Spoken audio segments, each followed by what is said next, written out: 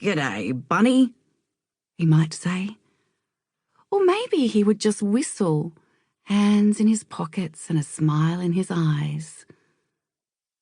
Maybe Alice would never again see his blue eyes turn black with rage, or watch the colour drain from his face, spittle gathering in the corners of his mouth, a foam as white as his pallor. She could focus solely on reading what direction the wind was blowing, or choosing her library books, or writing at her desk.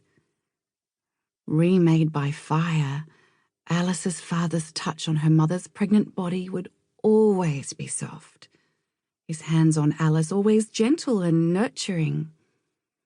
Most of all, he would cradle the baby when it came, and Alice wouldn't lie awake wondering how to protect her family. She shut the book. Its heavy thud reverberated through the wooden desk, which ran the length of her bedroom wall. Her desk faced two large windows that swung open over the garden of maidenhair ferns, staghorns, and butterfly leaf plants her mother tended until nausea got the better of her. Just that morning, she had been in the process of potting kangaroo paw seedlings when she doubled over, hacking into the ferns. Alice was at her desk reading.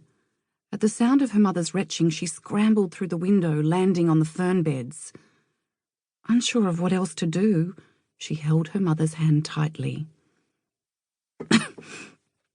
"I'm all right," her mother coughed, squeezing Alice's hand before letting go. "It's just morning sickness, Bun, don't worry."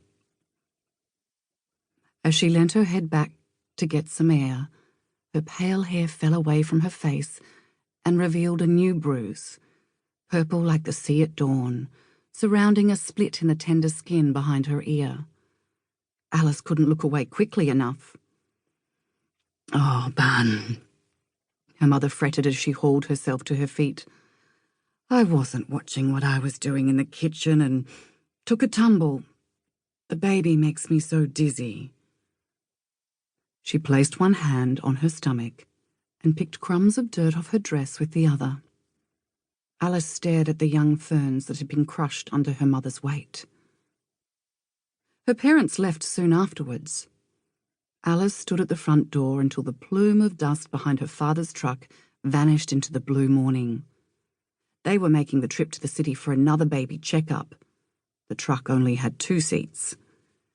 "Be good, darling," her mother implored as she brushed Alice's cheek with her lips. She smelled like jasmine and fear. Alice picked up another triangle of cold toast and held it between her teeth as she reached into her library bag. She'd promised her mother she would study for her grade 4 exam, but so far the dummy test the correspondence school had sent in the post sat unopened on her desk. As she pulled a book out of her library bag and read its title, her jaw slackened. Her exam was completely forgotten. In the low light of the approaching storm, the embossed cover of A Beginner's Guide to Fire was an illuminated, almost living thing. Wildfire shimmered in metallic flames. Something dangerous and thrilling rippled through Alice's belly. The palms of her hands were clammy. She had just touched her fingers to the corner of the cover when, as if conjured by her jittery nerves, the tags of Toby's collar tinkled behind her. He nudged her leg, leaving a wet smudge on her skin. Relieved by the interruption, Alice smiled as Toby sat politely. She held her toast out to him, and he gingerly took it between his teeth before stepping back to wolf it down. Dog drool dripped on her feet. "Yuck, Tobes," Alice said, ruffling his ears.